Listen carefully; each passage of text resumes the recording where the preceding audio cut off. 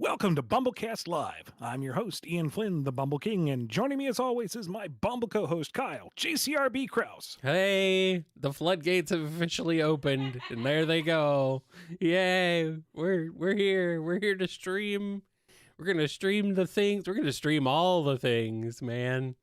We have many Like the mighty questions. Bumble Carp, we shall swim upstream against this torrent of questions. Do carp swim upstream? I don't know. I don't know, but it's the only one with like that kind of hard C sound that goes with the K, and Bumble Trout just doesn't quite work the same. I suppose, and if you mix up the letters a little bit, you get crap. So hey. Not quite how we want to brand ourselves, but well, says you. we're already there. We're already there, as far as I'm concerned. I mean, you folks should know the drill by now. Ask your questions in the chat. Please answer.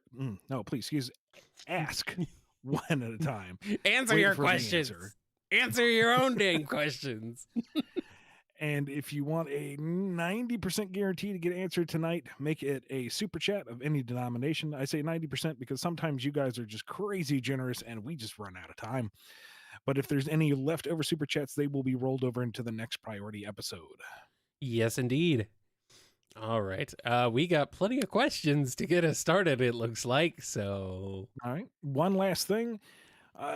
Sonic Frontiers has been out for a fair bit now. The holidays are over. The spoiler period is done. You don't have to mark spoilers, and if you are still trying not to be spoiled on the game, abandon ship. This is your first and final warning. Yes. We'll see you next time. Hurry up and play the game, dang it. Take the game. Wow, holy crap, some of these super chats. Thank you guys. You guys are very generous. It's very much appreciated. Anyway, let's go ahead and get started with a couple standard questions. Starting with the winner, Vlad C. They won because they were first. That's how you win, right? By being first. Anyway. What would happen if Nicole got plugged into cyberspace like Sage? Would she get complete control of it like Sage did, or was Sage made with the specifications that facilitated her control? Oh, hey, speaking of Frontier spoilers, right off the bat. Yeah, there you go. I would say that Nicole would be more like an individual file uploaded into the database, whereas Sage was, as you said, specifically designed to interface with it and take some measure of control. Nicole would have a fair degree of power within that area. She is a living digital construct. She knows how to affect other digital material around her, so she could conceivably do more than your average person. But I think Sage would be on a higher level just by default. Here's a question from Mina Mongoose. Hi, Mina here. Jeffrey stole my account, and I've got it back. So, were there any reboot Archie Sonic characters that were originally planned for their pre-reboot? I bet Razor would have been crazy. Not that I recall off the top of my head, because a lot of the post-reboot material was built specifically in mind to fill niches left over from the Great Purge. And, not to be a one-to-one, but to cover some of those bases or hit similar themes and roles. The Meropis crew, I'm pretty sure, was wholesale created for post-reboot. Just, let's do something new and different in this universe. There might have been one or two ideas, but nothing immediately jumps out at me and says, hey, this is something that got cut and repurposed. It was pretty much cut and dry from what I can remember. Mr. Flynn, I don't feel so good.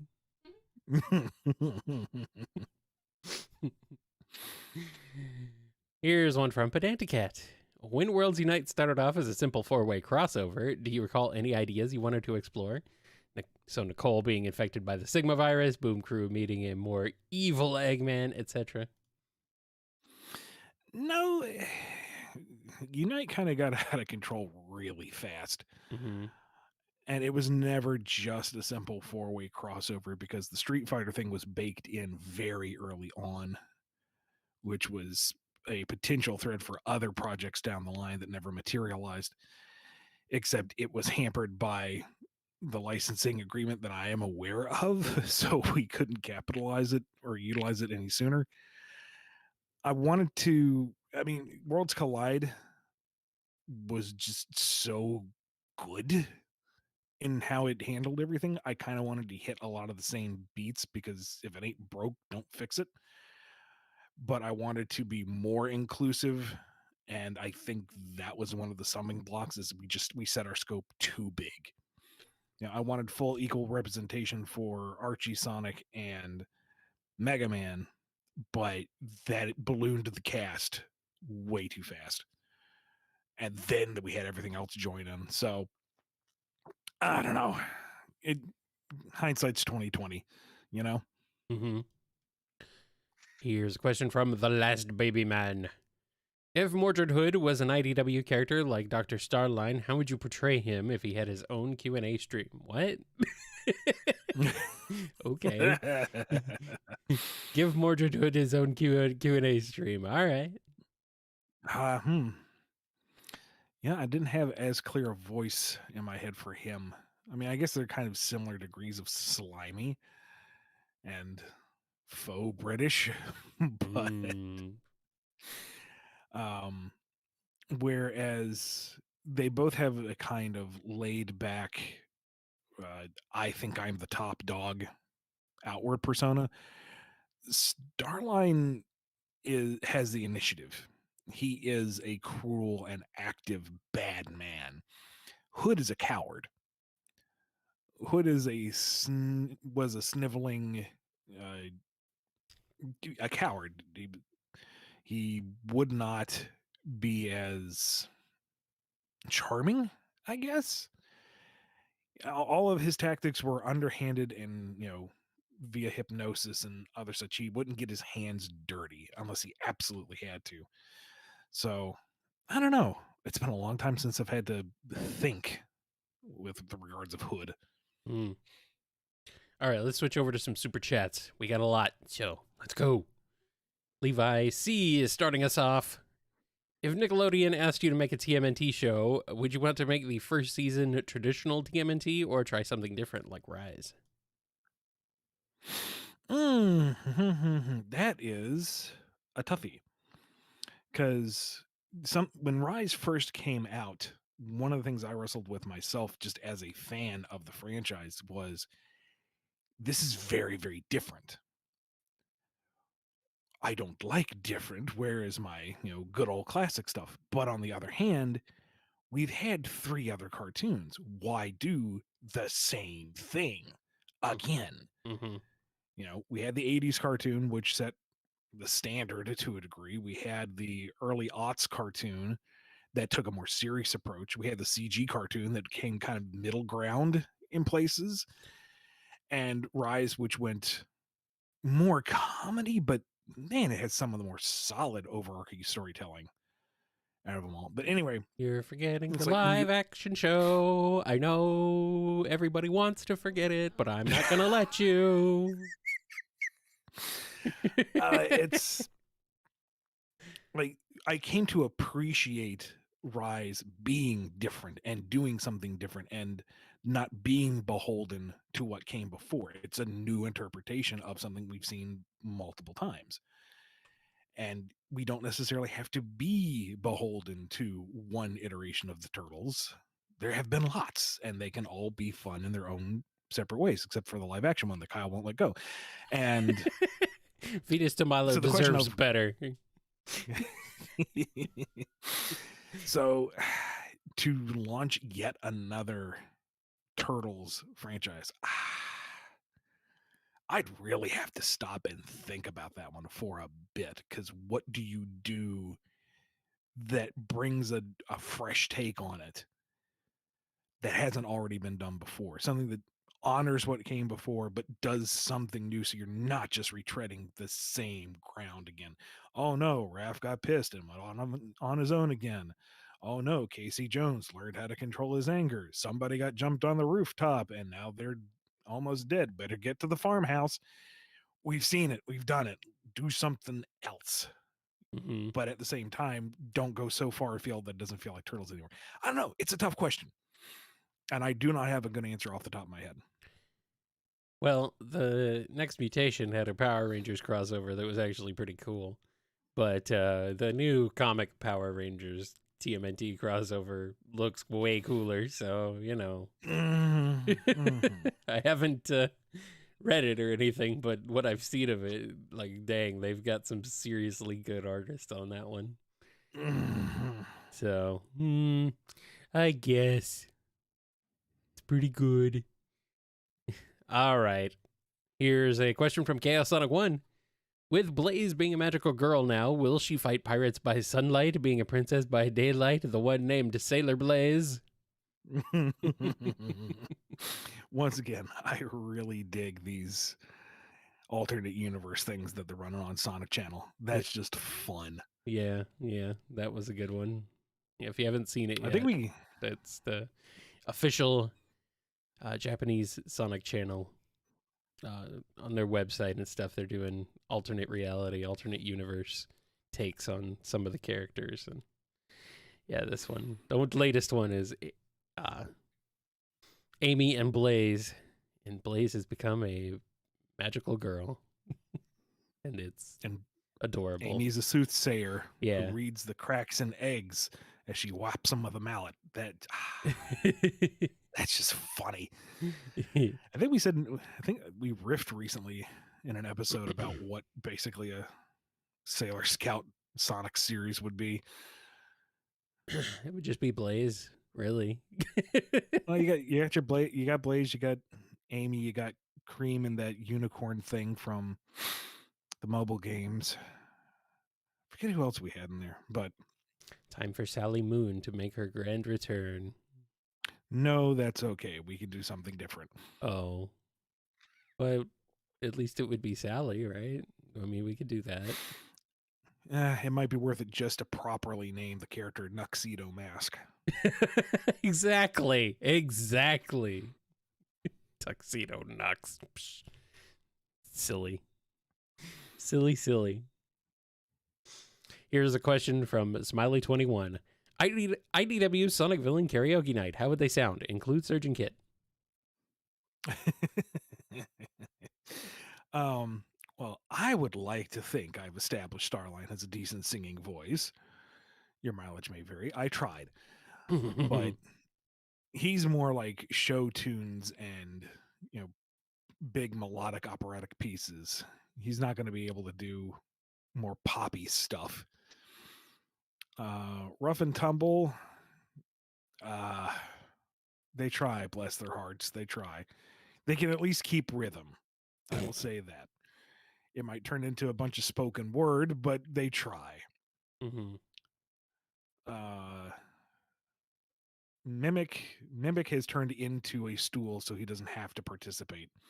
He's technically there, but he's just not going to do.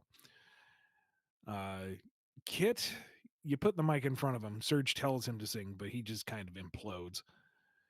And Surge makes sure to just pull up nothing but screamo metal and blow out everybody's eardrums. I was going to say, Surge is just a screaming punk who, that's all she does. She doesn't sing, per se. Mm-hmm. She just yells at you all the time. How did she turn Shakira into Screamo? She found a way. Yeah. True art. All right, here's Clutch. Clutch is an established lounge singer. He's a crooner. Okay. Is he Richard Cheese then? Yes, there you go.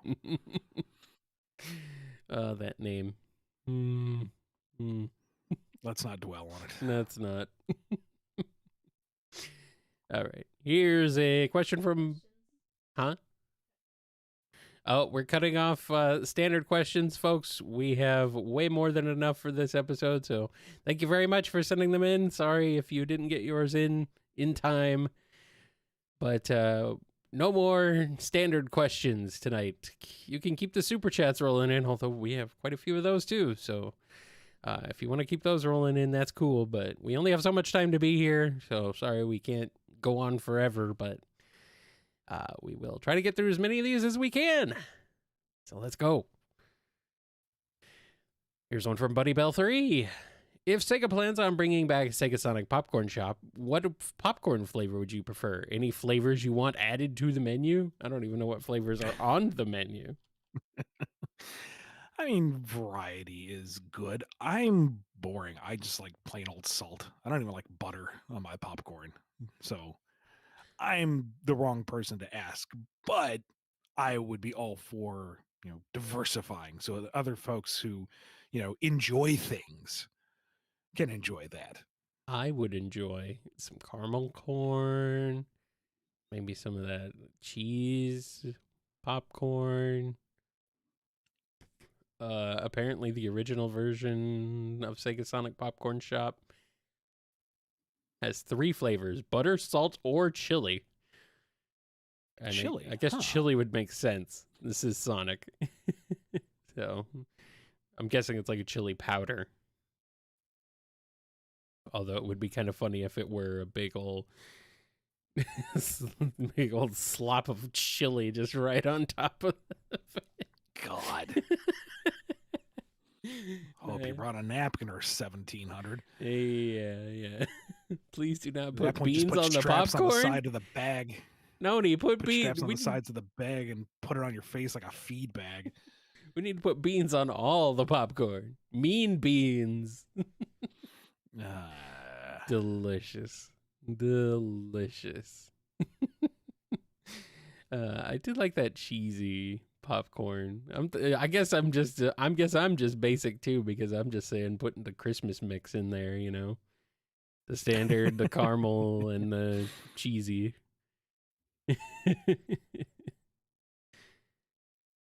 All right. Here's a question from Supersonic Fan. In the RG series, how did Wendy Nagas meet the Witch Carters, and why did she decide to make them her minions? I don't think we ever had that fully figured out. I want to say the general idea was that they were not very nice or good people, and that kind of singled them out. They had no support group to fall back on, nowhere to run or hide. And so Wendy was able to find them herself and force them into servitude. Um, I can't remember if there was any greater thinking established beyond that at the time. All right, here's one from Jonathan. Is the Chaos Force above the concept of dimensionality? I don't know. Are you above the concept of dimensionality? Wait. If we're speaking as, the terms of the creator of a system of dimensionality, then I am above my own creation, but within the context of my own existence, no.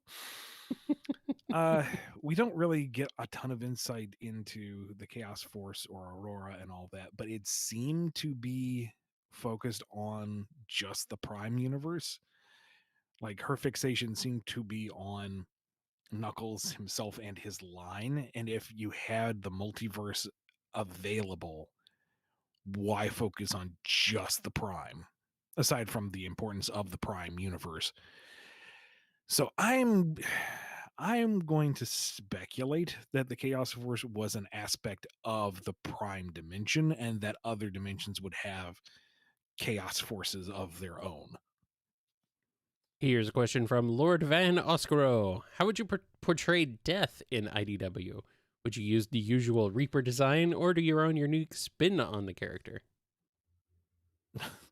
I guess canonically now it's a big purple moon. Okay. I like the idea of death being malleable, that it is an omnipresent force that cannot be defined by a singular form. So have it, change by perception. Maybe because death is about the most personal thing you can have, be it personified as the individual facing it. Sonic has to face his own mortality in the form of himself, because really, what else could compare to him? I mean, there's a greater question to be had in how do you even want to approach the theme and the finality of it? Do you want to treat it as something frightening and inevitable, or do you want to treat it as something as natural and, in some cases, welcoming? It they, there's a lot of layers to that onion. It's more like a parfait. Yeah, but parfaits don't make you cry. I don't know. Have you ever had a really good parfait? No, I have not. So I can't really argue that point. They might make you cry when you run out of parfait. All right, let's go ahead and switch it back over to some standard questions. This one from Qatar Station. I'm sorry. You told me how to pronounce that name, and now I've forgotten. So I'm sorry if I have forgotten again and gotten it wrong. Hey Ian, in my opinion, Bunny's design on the post reboot was the best. But was the older cowgirl aesthetic removed because it was seemed too over the top? Just because of her accent in the cartoon? No, it was just a attempt to make it a clean break from what came before. Mm-hmm. I mean, her base design is pretty solid and works very well across the generations and iterations of Sonic. So, it really wasn't that hard to take her back to formula visually. And that's because Bunny freaking rules, man. That's how it goes. There's one from Syed C. How would a Sonic equivalent of All-Star Superman go? Meaning Sonic is terminally ill, and this non-canon, out-of-continuity story is about his final days and adventures. Well, let's see. We'd have to find the worst possible artist to draw it. I'm sorry. I Who did not like All-Star Superman at all on any level. more like Artistically, thematically, writing, that is my baggage, more my like bias. more like All-Star Pooper Man? Yeah. Mm-hmm. Although the idea of, here we are, Sonic and his mortality again. If we would treat that as the proper arc and, how would Sonic knowingly approach the end, that could be interesting. And because, just off the top of my head here, riffing, because he is so go with the flow and easygoing about most things, but still defiant of the odds, he would continue to do what he does and, do it with a smile. And it would be a lot of the other cast, whether they're aware of it or not, dealing with the impending loss, and Sonic kind of just rolling with it.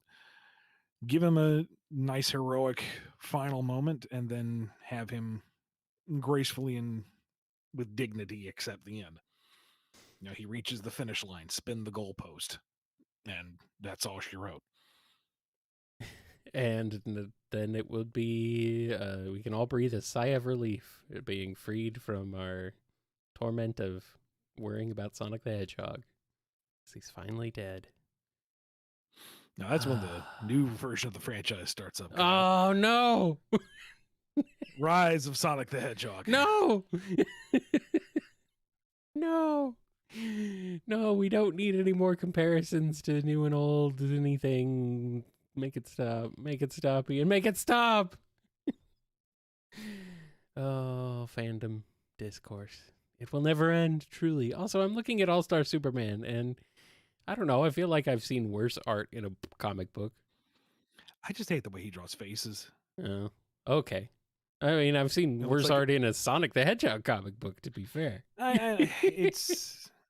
I don't like the line weights. I don't like the cross hatching. I really hate everyone's got this kind of stupid pouty look, like they're trying to hold in a fart. I just ugh, I'm not a fan of that artist. They look, yeah, things can't.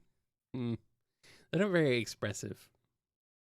Yeah. It's like everybody has a peanut allergy and somebody opened a can of Jif. It's ugh. Oh no. Oh no. All right. Here's a question from L Law. In Divergence, when Knuckles got sucked in by the cyberspace portal, did he end up on one of the Starfall Islands or in cyberspace? If cyberspace, what memory was the location based on? He briefly passed through cyberspace, not long enough for him to really perceive or interact too much, and then he wound up on Ares Island. I think I can't remember if this managed to sync up, but I think you can actually find the spit of land with that cyberspace portal that he knocks the edge of the cliff off of. Well, all right. Here's one from Metal Skulkbane. Is Eggnet similar to our internet? I would find that odd, especially in IDW, where Eggman has few meat bags working for him, unlike an Archie. Does Mobius even have the internet? The Eggnet, in terms of current Sonic series, is like the internet, but more in the kind of original military use of it. It is a network meant for Eggman and his forces exclusively. Like, you can't just get onto the Eggnet, go into Egg Google, and search for a new blender or something. It's meant for just him and networking his resources. Here's one from S Shining.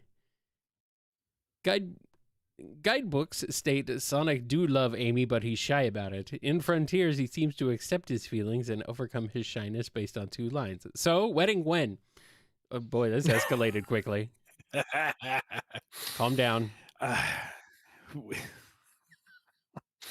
When the fandom comes to a consensus that that's what they want, then you'll get the wedding. Okay. Never. Got it. Got it. All right, here's one from Uncle Venus. Explain why you think the post-generations timeline split isn't better for Sonic Canyon, or eat an entire raw hot dog. Your choice, Mr. Flynn. I can see the virtue of the singular timeline and the divergent timeline. Having the divergent timeline would free up Classic to do its own thing. With it being a singular timeline, there is always the knowledge that whatever is happening to Classic Sonic, it has to have some kind of happy resolution, because he obviously shows up later in Modern. There is no, true doomsday scenario. Things will work out down the line. But at the same time, Classic has never really gone to such stakes. It's a generally lighter fare. It's more fun and adventurous. It doesn't have to have that ticking clock, that sword of Damocles. Doomsday Zone is still freaking rad, and there's no end of the world stakes. There's no Eldritch gods. You're just flying through space as hypersonic, bashing missiles into a big old Eggman rocket. That's just cool. And then modern Sonic gets into stuff that's, more generally world-ending threatening. So I think it's okay. That, and it's easier to sell to the casual fan or newcomer to the franchise. Classic is past, modern is present. There you go. You don't have to get into divergent timelines and splits and what's canon here and what's not canon there, and yet. Even with multiverse being more commonly accepted in the general audiences, I think it's also kind of approaching that point where it's burnout. Everyone's got a multiverse now, and it's no longer unique or interesting. It's a trope, and it's tired, and I'm tired of it. So there's benefits to both, but I'm content with the singular timeline as it is now. So, Ian, we have over 50 super chats. Should we keep those open or cut them off? I mean, Well, as we say, did have to take I had to take Tenebrae into the pet ER this month, so let's keep him open for a little bit. All right.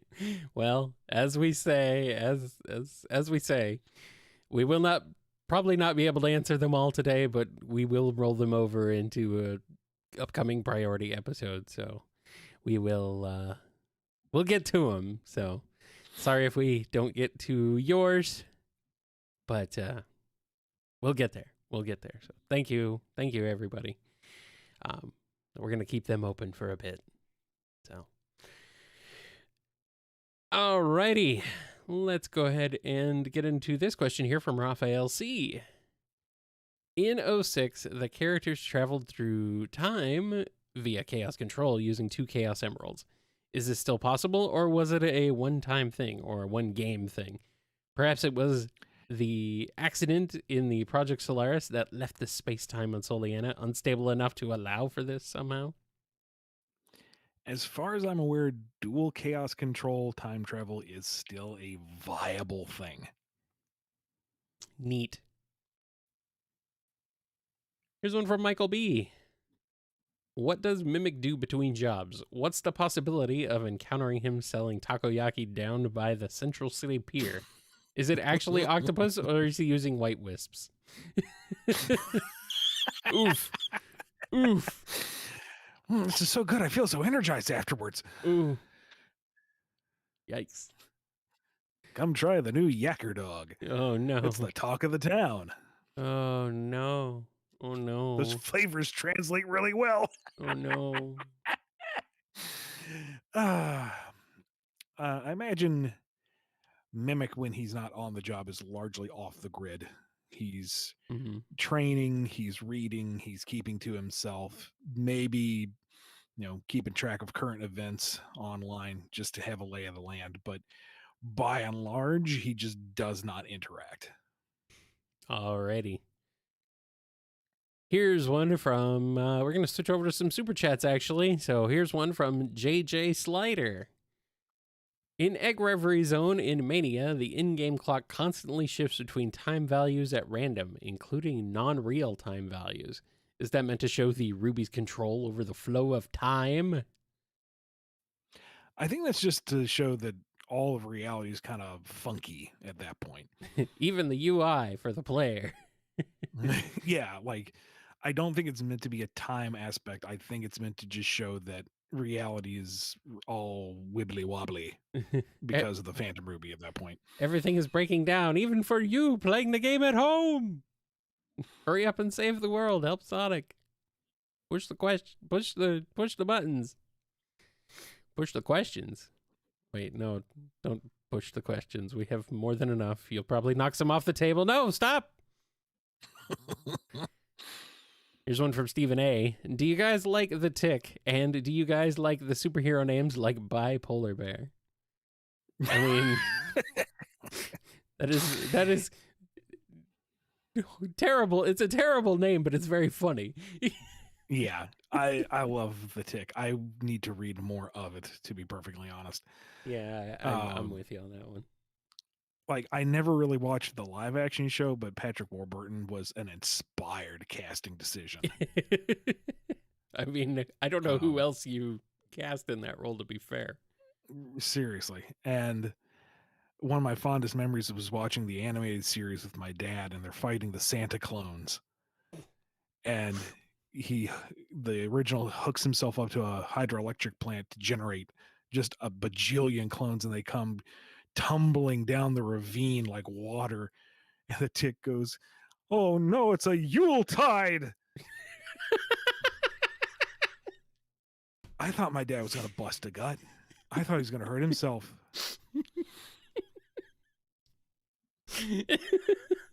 Well, that's the stupidest thing I've ever heard. Okay, not really, but it's still pretty dumb, but I love it. The one I keep coming back to, they're fighting the alien Thrakazog, and Tick's purposefully messing it up. Shrakazog? Three yaks on a log? Susan? Now you're not even trying. Oh boy, I should really revisit the Tick. Oh man. Oh, goofy. We don't really use the deflator mouse signal anymore. It's supposed to summon him to City Hall, but whenever we turn it on, he disconnects his phone and leaves town for a week. How do you remember these things? I can't remember quotes like that. I can't. Not anymore. I used to be able to recite movies as a kid, but I can't do it anymore. I can't remember. Man. I Some of can't those remember jokes stick something with me. immediately after watching it or reading it. I don't even know. I can't do it. God, that's good though. The human bullet. Fire me, boy. I'm a trendy tote bag. Okay, maybe I'll remember some Homestar quotes. I don't know though. All right, here's one from Chaos Sonic 1. Thoughts on the new Sonic Channel story? Oh, we talked about this already. Yeah, it's fun. Yep. Not quite as like bedazzling as Shadow and Infinite being boy band members, but when you start off with that, really, I know how do you clear the bar again? They started off super strong. They should have saved that one. They should have kept that one in the chamber for the end. I don't know, man. Like, at least that one shows, anything is possible, and it's all fun. The preview for the next one for February. Wait, yeah. However, it's timed out. The next one, it looks like the Avatar character from Forces is proposing to one of the standard egg bots. Okay. I think, I don't know. It's just they're goofy. Like, they're just straight up goofy, and I dig it. Which one is it? Gadget? Or is it Gadget's the wolf, right? I think so. Yeah, the one the red wolf with glasses. The one people the one people associate with me for some reason. I don't know why. Maybe it's the glasses. That would probably be the only thing I can think of. I'm being told it's because he looks like a Kyle. Well, but his name is Gadget. It's not Kyle. It looks like a freaking nerd is what he looks like. Oh, wait. So maybe he does look like me. Oh, boy. Here's one from Oscar O. the Bearcat. I know Shadow possibly is along with Tails after growing his fourth tail. Okay. I know Shadow possibly is along with Tails after growing his fourth tail, but what other characters might still be alive in Silver's time? Oh. The implication there being that Tails is a kitsune. I know Shadow possibly is, along with Tails after growing his fourth tail. Okay. Now I understand. Yeah. They're assuming that Tails is a kitsune and he's gaining tails as he gains lives and ages. He's not a kitsune, actually. He is just a plain old fox with a mutant tail. With two tails. I mean, the robots might still be around. Omega was around. That's how they got the Chaos Emerald back. Gemro might be around. If Chaos Cam is still locked in the Gimme Shelter, he might still be there. What year is it? The Zeddy might be around. I mean, they live for thousands of years. At least hundreds of years. Zeke's pretty darn old, and he's in his thousands. He may not last much longer. But the rest of the regular cast, they're probably gone. Well, Sage might have survived. Big is an omnipotent deity, so he's still around. Well, that doesn't count. That's like saying, oh, the universe is still around. Good point, I suppose. Also, I'm being showed the Sonic Channel art that you referenced, and that is in fact Gadget proposing to an Eggbot. There you go. All right. Well, that's odd, but okay. Make love, not war. Here's one from Newt the Gamer. Time to take everything as canon to the extreme. What reason would Sonic be purchasing home and auto bundles at Progressive Insurance? Did he finally buy a house to see what homeowner's life is like?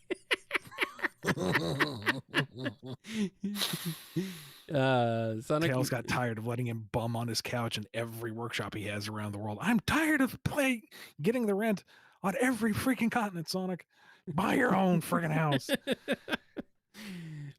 Sonic canonically met Flo. Weird. Or, he's got a few race cars. Maybe he likes to casually drive. Yeah, he's probably needs And some. if you're going to drive, you need insurance. He needs some driver's insurance. Maybe that's it. Yeah. Because, anti-authorian Sonic is very much up on the rules of having to own car insurance to have a valid driver's license. Of course. Because he certainly did stand in line at the DMV with absolute patience. Sure. Of course. Why not? Well, he can do it online now. Or he just made Tails do it, or Tails did it on his own volition because he's Tails and he's got to do everything correctly. Look, the last time the police arrested you, it was a big hassle. Here's your freaking driver's license.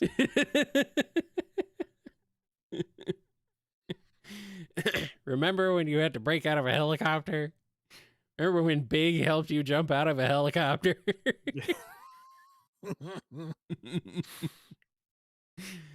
All right, we got one here from Scurvy Pirate Dog. On the 2nd of February, it's my 30th birthday. Ah, happy birthday. So here's a birthday question with a Frontiers spoiler. Sage wants her and Eggman to give her big brother Metal a big birthday celebration. Guests, gifts, cake, etc. How does the birthday go? If Sage were to go that route, I think it would be more for the interest of researching what a birthday party is.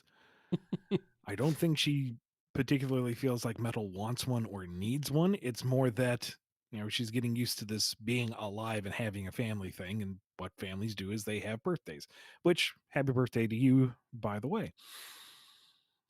So she would know better than to invite Sonic or any of that crew. She's not stupid. So Metal doesn't really have friends. So I guess it would be robots. And Metal doesn't really eat. So perhaps there would be a holographic cake for presentation or one constructed for Eggman to eat by himself. Well, of course, he would eat it by himself. So let's see who would be there. You got Orbot, Cubot. You got Sage. You got a birthday Metal band made up of egg pawns. Yep. And Metal Sonic, he's ordered to attend. Eggman says, your sister put a lot of effort into this. You're going to be there and you're going to like it. So he's standing there dutifully at the center of all the festivities as they go on for the exact calculated amount of time. And then it's done, and they clean up, and he goes back to his recharge bay. Would Omega actually show up? Oh, they have defensive measures to ensure Omega doesn't show up. Are you kidding? Okay. A Tails doll, AB doll. They're just kind of there, They just show up. They're like, what the heck? How'd they get in here? I mean, for Metal Sonic, it would be a birthday party. For Omega, it'd be a shooting gallery. That's a good point. I think that would be the same with Gemerald. Like, that wouldn't go well. If Gemerald was there, he'd be civil. He's not going to start nothing. It'd be awkward, though. Mm-hmm. Yeah, I think Belle would probably feel a bit awkward, too. If she were there, yeah, but she tried to make the best of it. Like, okay, maybe Metal Sonic is trying to come around, and so she'll support that. She wants to be supportive of good decisions.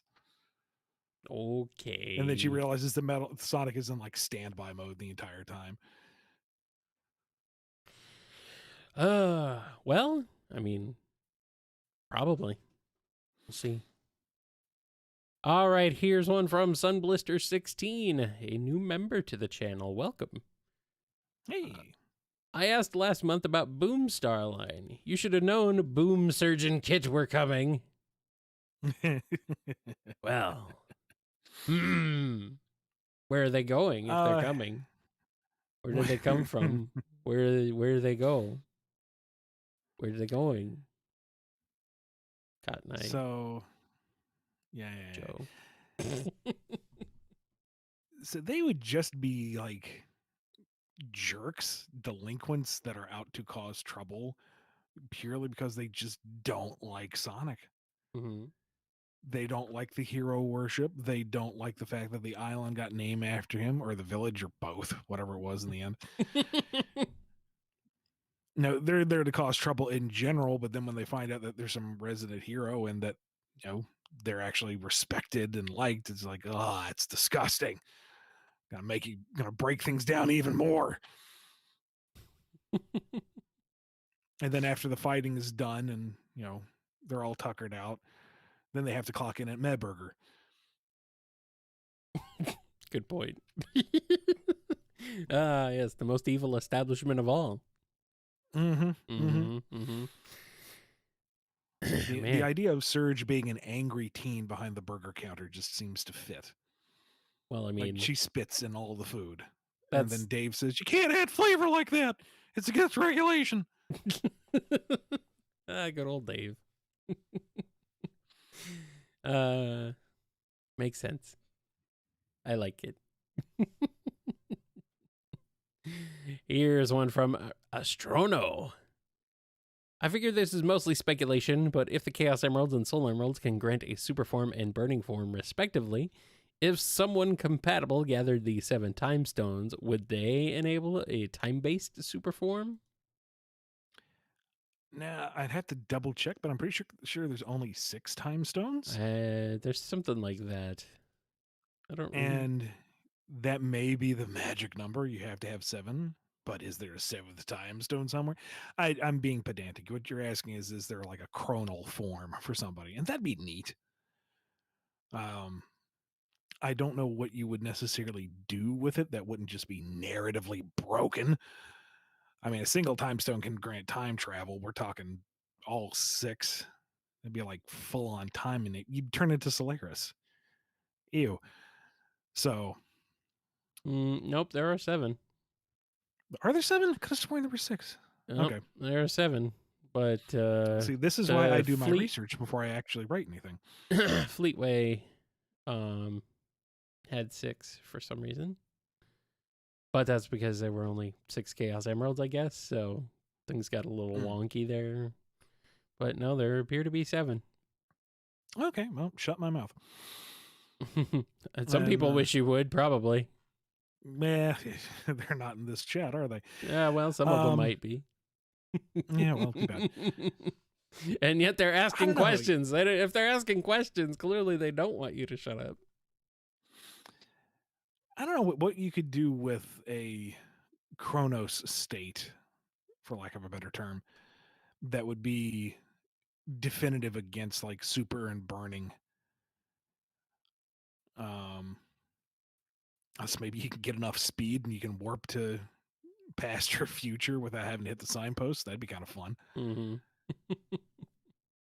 Might break the game flow, but then again, the super form is kind of meant to break the game anyway.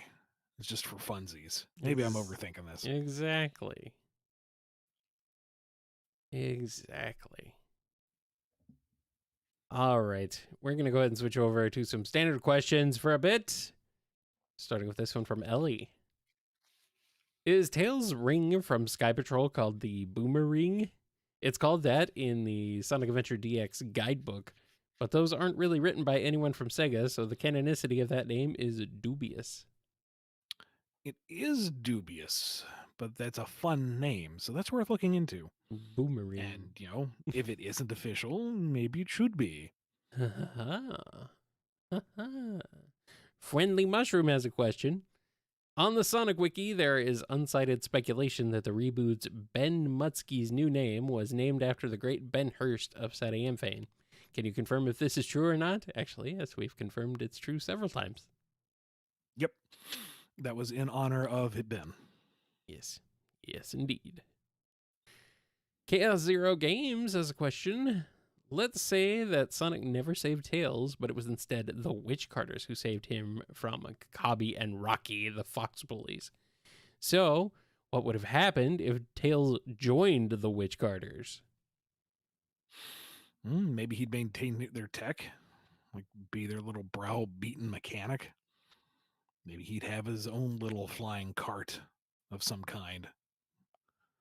And well, he'd be a witch carter too. He'd be part of the gang. And then, they end up going against Sonic at some point, and Sonic busts them all up. But, this one little scared kid, he doesn't seem like a bad guy. Maybe he can let him go. Maybe he can teach him a thing or two. And feels like, oh, wait, positive reinforcement. I don't have to be a jerk. I can do what I want. Here's this cool biplane that he'll let me work on just for funsies because he's a cool guy. And they're back to normal. Tails is saved. No bad end for Tails. Tails doesn't deserve the bad end. Only the good end. All right, here's one from Michael H. In the Sonic Storybook games, what would Surge Adventure be with Caliburn and against Erasure Jin? Would she even care? Become immortal or make a wish? Let's see.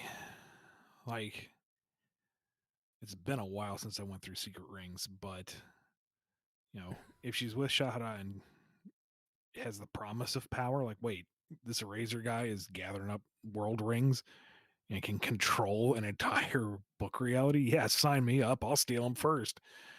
And then she gets the fire arrow to the heart and it's like, oh, now it's personal. I'm going to hunt you down. And then things kind of play out as they generally do. It's just at the end when, it's been revealed that Chahara was in love with Eraser and kind of playing double agent semi against her will. Surge would not be wishing for 1,000 handkerchiefs so Shahara could cry all of her depression out. It would be, you're getting locked in that lamp too. And then she grabs all the rings and kind of rewrites the book and becomes God Queen of 1,001 Arabian Nights. As for Black Knight, Merlina summons her in, goes, whoops, cast the wrong spell. Who are you? And Surge is like, I don't know, but there's this jerk over here who says he wants to tell me what's what. All right, I'll kick his teeth in. And then she proceeds to quite happily destroy the entire kingdom of Camelot. And then Merlina's like, wait, no, I wanted you to preserve the book forever. And Merlina's and Surge is like, nope, burning it all down. Uh-oh, Merlina's the hero this time. Or at least tries to be. Takes the scabbard for herself, and you got like Dark Queen Surge. Oh no. We need this. We need this. There you go, fandom. Here's your drawing prompt for the episode. Oh man. Medieval Battle Queen Surge. God. It's like crank up with me to 11. Screaming version. God. Yes, she would absolutely kill King Arthur without remorse. Oh yeah, all the knights of the round. They're murder. Yes, delicious murder. I mean, she's got a sword. What do you think she's gonna do with it? Caliburn starts giving her sash. She just sends an electroshock through him.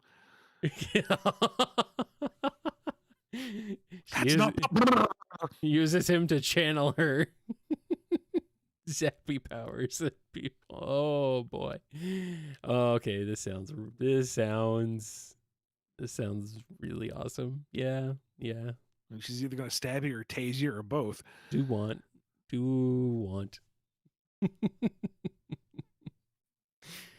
All right. Wildcard Photography has a question. Kit is blue and Sonar is teal. None of the other Fennecs we've seen have bright colored fur. Does that mean Kit and Sonar are related, or do they just have anime main character hair syndrome?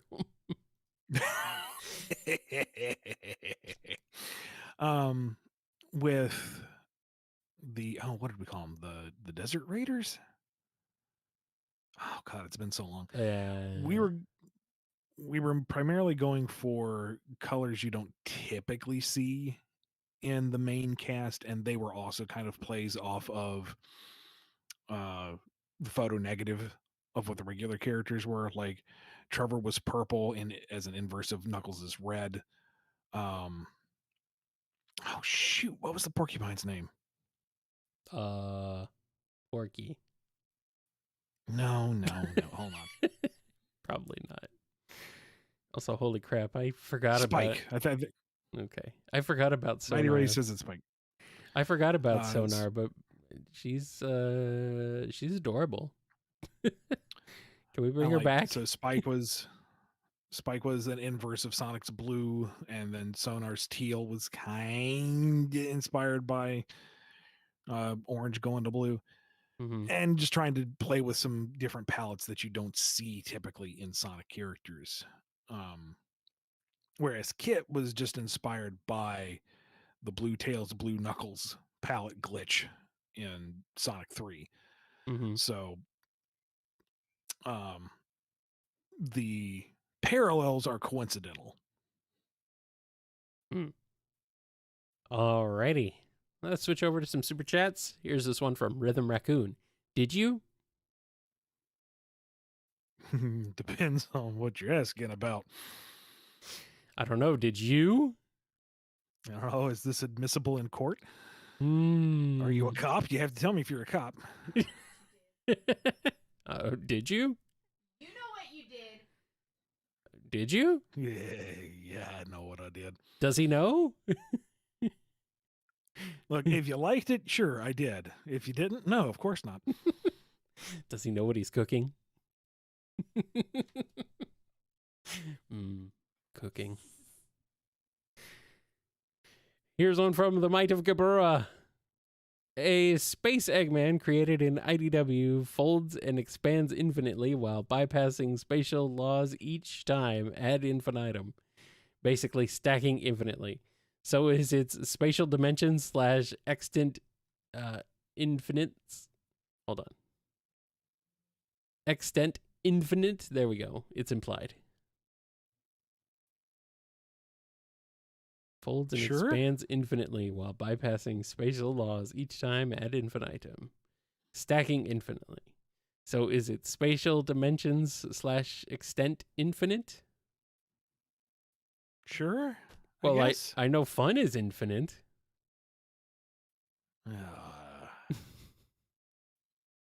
What? What? What are you groaning about over there? Let's keep moving. You, the king of groaners. Here's one from Lord Van Oscaro. How would a meeting between Tails and Tony Stark go? What about a meeting between Tails and Egon Spangler? Oh, wow. A meeting between Tails and Egon Spangler would be like just them nerding out for ever. I don't think they could stop. Yeah, that would be wholesome. That would be fun to see. You know, Tails learning new things from him and offering new takes and his own experience with ghosts, and Mm-hmm. that would be fun to see. Him and Tony, if we're going like MCU Tony, would be tiresome for a bit. Depends on what time you put Tails into. Like if it's like endgame time, then Tony might be a little more agreeable. But if it's, early MCU, I don't know how that would go. It might be different.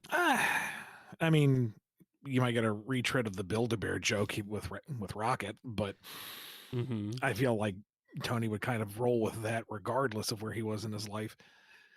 And you would have kind of like the bubbling inventor side of Tails, but with all the ego and swagger of Sonic at the same time, and that would just kind of rub Tails the wrong way for a bit.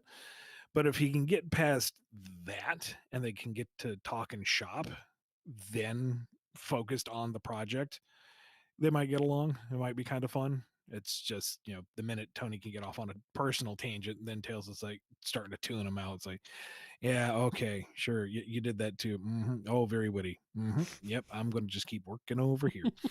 And then be really impressed when, Tony pulls something out of his ass and it's like, oh, wait, that's actually brilliant. You are smart. Huh. Okay. Oh, so it would be Tails in Lost World. Where he's just really snarky. He's just backsassing Sonic the whole time, except he'd just be backsassing Tony the whole time. But let's see. I'm being told that it would be It would just be Tony and furry Spider-Man. Kinda. I think ultimately the takeaway here is that we would get an Iron Tail suit with the Tornadoes colors. God, that would be cool. Yeah. And Okay. that I think is worth the trip. I'm sold. I'm sold. Or to go back to the more wholesome side of things, we have Tails in the adorable little jumper with his own little proton pack. Yes. I'm being asked Tornado 1 or 2, and to that I say, why not both? Yeah, exactly. We're talking Iron Man suits here. There's one for every permutation. We're talking Typhoon, X Tornado. If he flew it, there's a color scheme. Make it transform. Make it change colors and transform. There you go. Mm-hmm. Does all sorts of cool stuff. He's driving a car and whoops, time for Iron Tails, and the car just kind of morphs around him into the suit.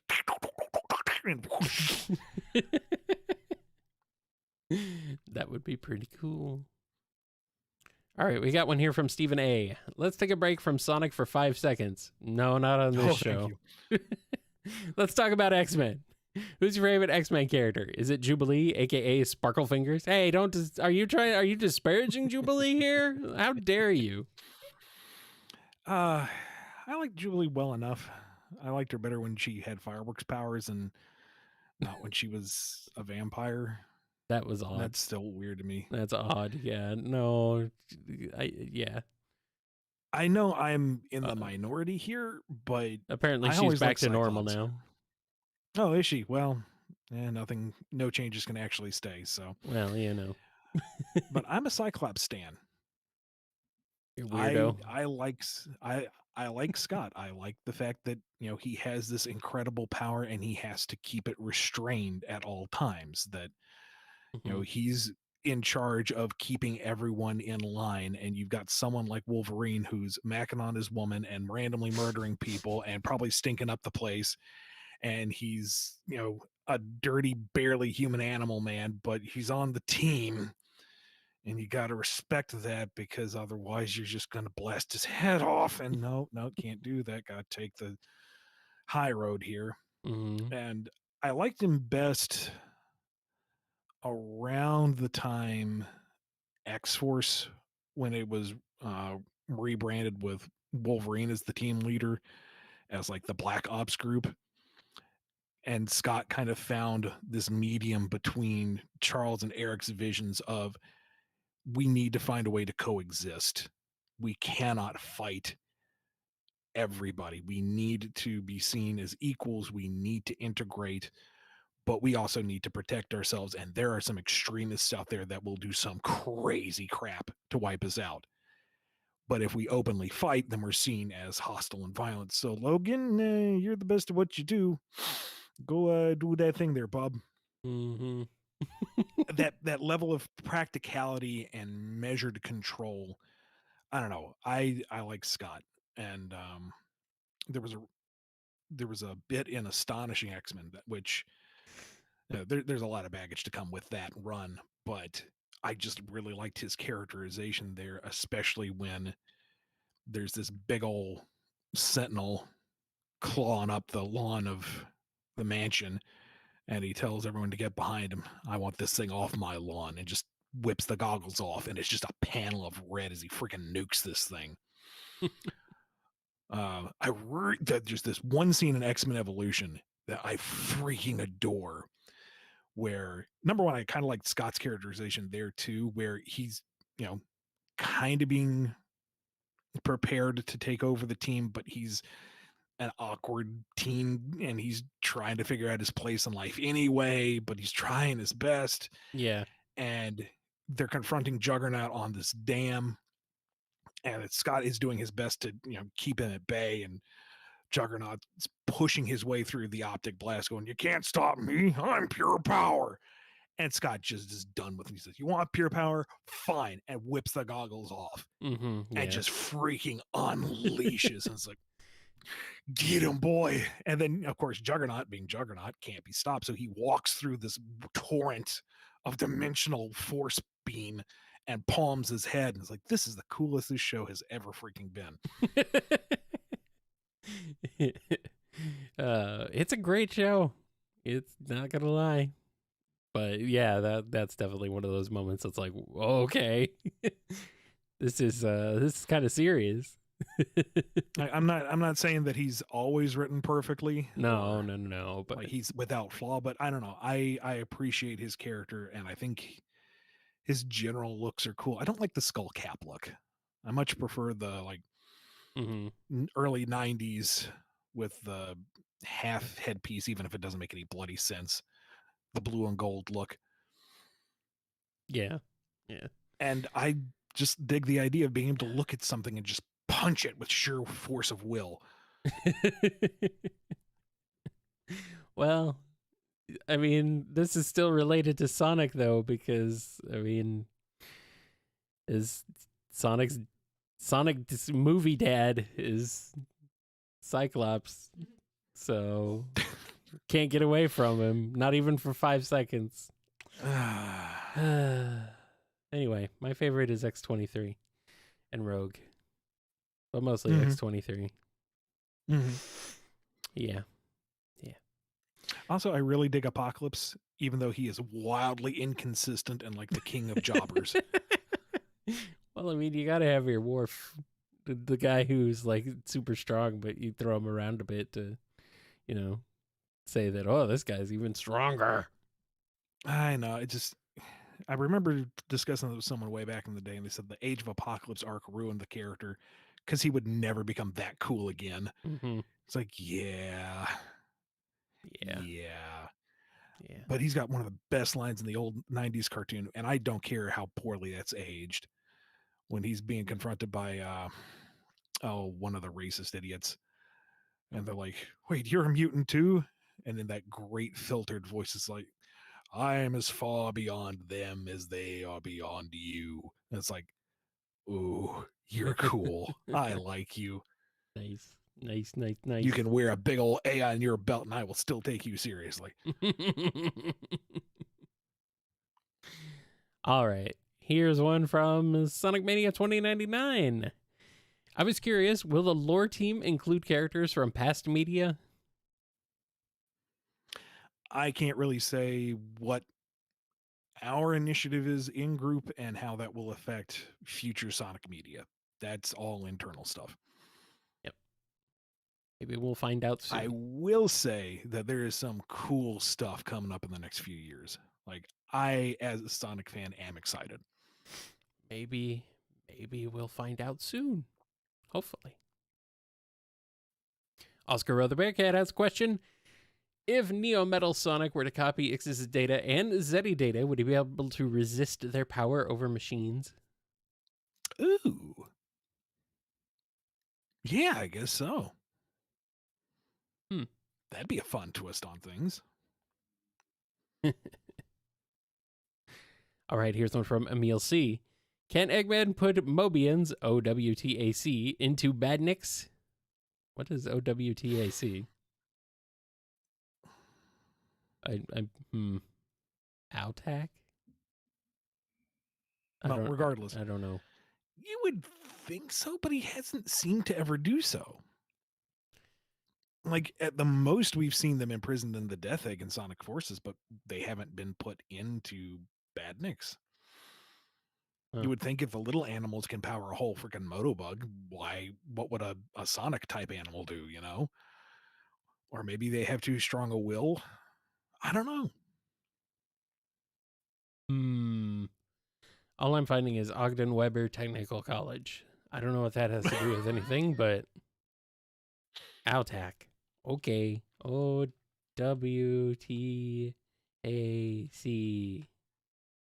Nope. Same thing.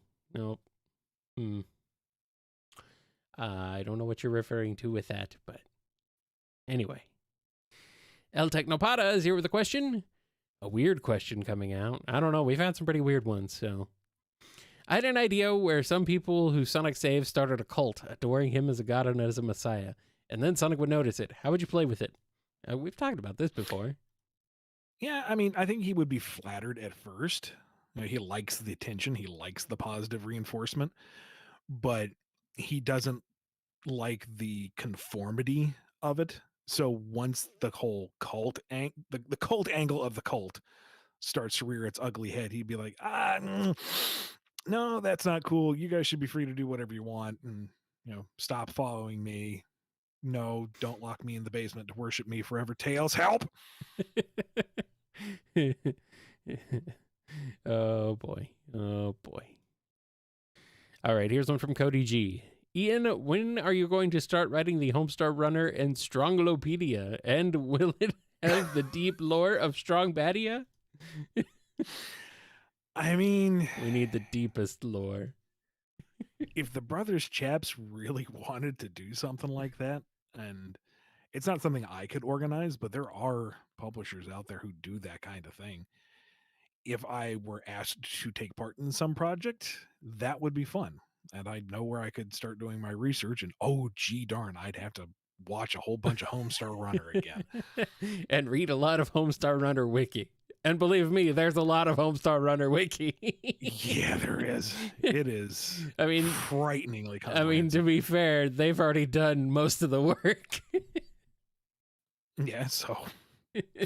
Oh no, pay me to watch cartoons and reword stuff that's already been, assessed. Yeah. All right, here's one from the Might of Gabra. You're lore manager now, so I figured you're a source for lore now. Well, that's an assumption, bold assumption. I am a contributing consultant to a greater initiative. Yeah. You're technically not even actually an employee of Sega, right? On this one, you are. Right. Everything I do for them is freelance. Yeah, you're a freelance contracted third party. So, just to clarify that. So in Sonic in the Fourth Dimension, Eggman mentioned transfinite mechanics. So is it safe to assume concepts of transfinite numbers exist in that world? I mean, yeah, probably. I have no idea what you were talking about. Transfinite mathematics. Yeah, no. We got to irregular numbers in algebra, and I'm like, I'm done. Or imaginary numbers. And I'm like, nope. I mean, like I struggled through a semester of trigonometry. I have no clue conceptually what you're even beginning to approach. As far as I'm Math and I have a very nasty history. We don't talk to each other anymore. We avoid each other in the hallways. I cross the street if I see math outside, okay?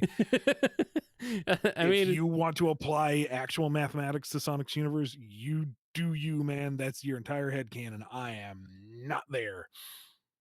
As far as I'm concerned, all math is imaginary. All numbers are imaginary. They are completely made up. Someone just made them up. All right, here's one from Noxide. If you got a chance to create a new entry to the storybook series for the comics, what would you want the setting to be? Also, would you want Sonic to star in the story or someone else? Well, this is another one that comes up a lot. Yeah, I mean, but Wizard of Oz was our big one. One we've come to a lot. Yep. And Sonic could star in that, but I could also see Amy taking the role on that. Mm-hmm. Big old honkin' ruby boots. Clank, clank, clank. There's no place like Green Hill. There's no place like Green Hill. Oh, man. Here's a good one. Sherlock Holmes, but with the chaotics. Okay. Elementary, my dear Charmy. Would it be Charmy? I thought it would be SPO. I guess it could be both. Well, although how would Vector even possibly play the violin with his complete lack of neck? Oh. I mean, sure, he's got those big old gorilla arms, but man, that is an awkward pose to think of. He could do it, though. If there's anyone who could do it, it would be Vector. And we've talked about how using like the ancient Greek myths kind of cobble those together into a cohesive narrative. Mm-hmm. But we've answered this like 3 or 4 times on the show. Yeah. So that's not head over to the Q&A master list and look through the 2 tabs for 2022, and I'm sure you'll find at least 2 episodes on it. Yeah, and even probably back before then. We've covered it a couple times. So, but this is BumbleKast. This is cyclical, Ian. This is our lives now. answering the same Well, question. we answer so many questions, I can't keep track of what we've answered 9 No. times out of 10. No, I know. So I don't mind answering some things again, but the ones that we've answered multiple times that I do remember, Yeah. that I'm going to say, head on over to the list Right. and see how inconsistent we are with the answer.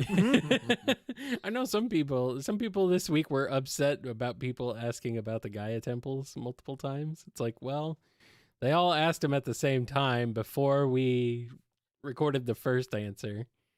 So, I mean, we're just going to go over it multiple times. It's not a big deal.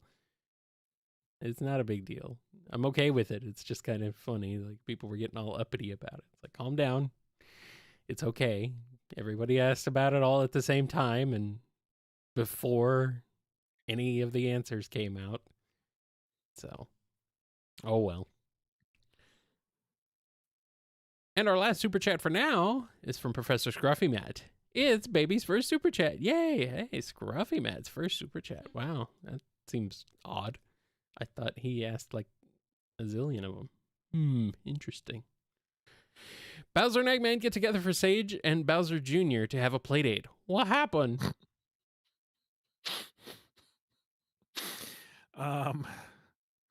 Sage isn't quite thrilled. I think Bowser Jr.'s not nearly as developed cognizantly as she is. He's a bit brattier than what she's willing to put up with. Mm-hmm. But he does have initiative and access to the Koopa Troop's resources, carte blanche. So, she's a little curious. What kind of magitech do they have here in Mushroom Kingdom world? What can they put together? Ooh, what if we did this? What if we used that? Why, yes, she could craft quite the battleship for her father, and Bowser Jr.'s footing the bill. And all she has to do is float a couple of platitudes his way and keep the gears greased in more ways than one.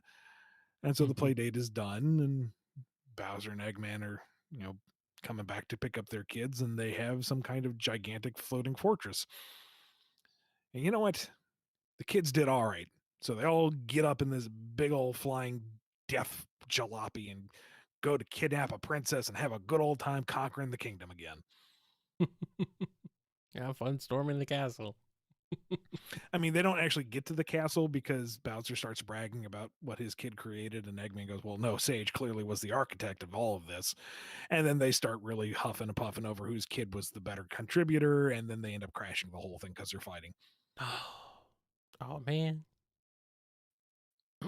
All right, here's one from Darker. Switch over to some standard questions for a bit. You must write a story for a Dragon Ball and Sonic crossover. You are completely free to do whatever you want. What'll you do, and what kind of game would fit the crossover? I mean, like a fighting action adventure game.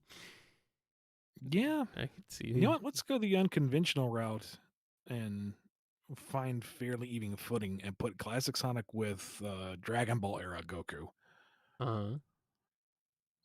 Where his feats of strength were jumping really high and just the Kamehameha.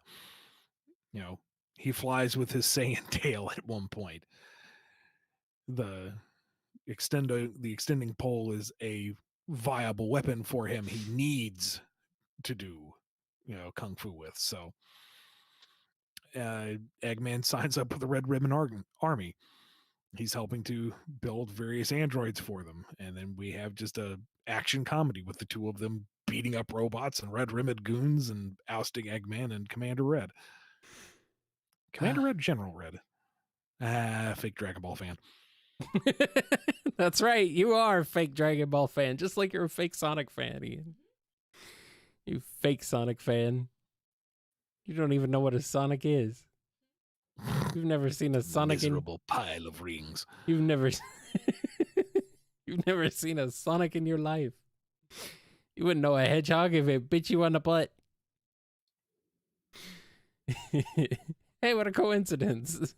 Here's Scruffy Matt again with the standard question this time. Wow. All right. I've got a question about Sonic Origins. At the end of Sonic 1, Sonic had a vision of the Chaos Emeralds going to West Side Island. So why did Sonic decide to go to Never Lake instead? It was on the way. Because he's goofy. That's where he had his That's where he had his plane stashed. He had to go pick up the tornado. At Never Lake? All right. Yeah. Well, I guess you've explained it away, Ian. Good job. Hand waved. Happy times.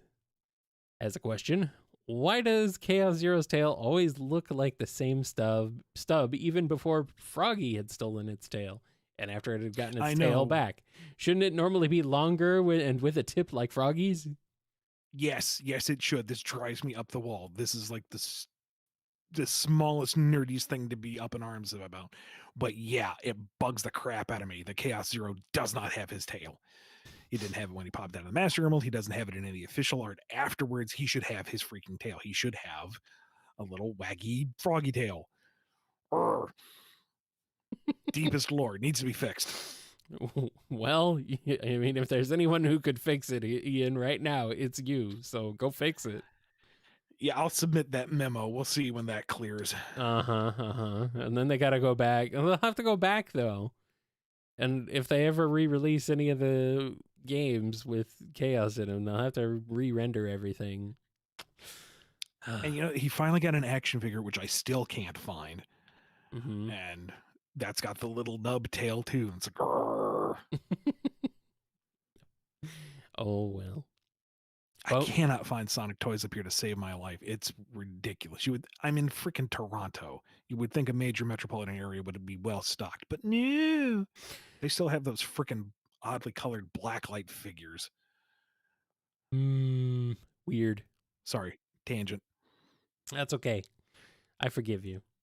Bony Cheese has a question. Will we ever see an expansion of lore relating to the echidnas, like in the days of Archie or Fleetway in the comics? Maybe not to the same extent, but at least some build-off of what came before?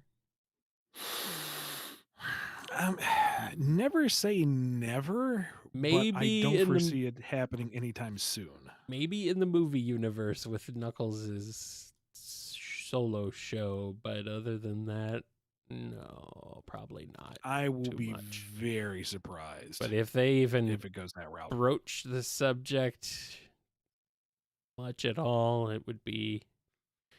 It probably wouldn't be. They probably wouldn't go too deep into it for multiple reasons. MSP Nova has a question. Could you see Belle continuing to live with Tails at his workshop? I think it's a perfect home for her to be, considering how much Tails vouched for her. Yeah, I can see her getting along just about anywhere that's, got a supportive environment. Yeah. Here's one from Bob. Is Tails right saying the end is on par with Dark Gaia? Yeah. I mean, it's a world-ending, nigh deital figure. This Dark Gaia. I know there's over a lot here. of. This Dark Gaia over here. Like, I know there were folks going, references everywhere, but it's a Sonic game. Sure, I could say that the end was, a world-ending catastrophe, but that's generic. You can say that in any media. Drawing a parallel to something that they've actually experienced, a literal dark god erupting from the core of the planet. It makes sense for them to reference such a thing, and it puts it in context for those who have played the series. And those who don't know what a Dark Gaia is, they know that it's a big deal because Tails is bringing it up in the context of some kind of world-ending catastrophe. And oh no, now they're going to look up a wiki and get more engaged with the Sonic material and come back for more. Ian, how dare you make references to old things that happened before? Be like the previous writers and don't make references or connect anything at all, ever. At all. No.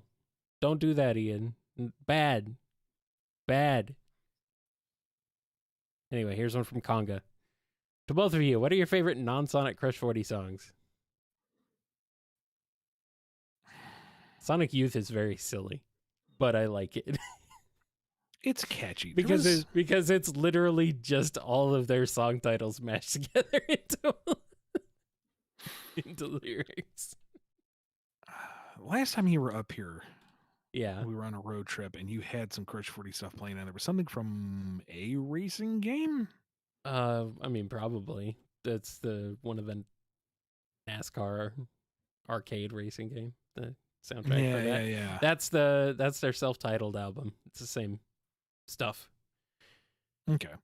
But it wasn't like a specifically Sonic-y track, but it's like, ooh, this could fit. I It was mean, just, high energy and fun. most of it could, but I don't know if you remember anything about it. But yeah, I do like those. I like those songs. The ones from the NASCAR arcade soundtrack are fun. God, I'm trying to remember what my favorite one off of that one was. I think it was In the Lead is my personal favorite one off of that one. If it's the one I think it is. So, but it's just it's just good songs all around, man. Let's see what else.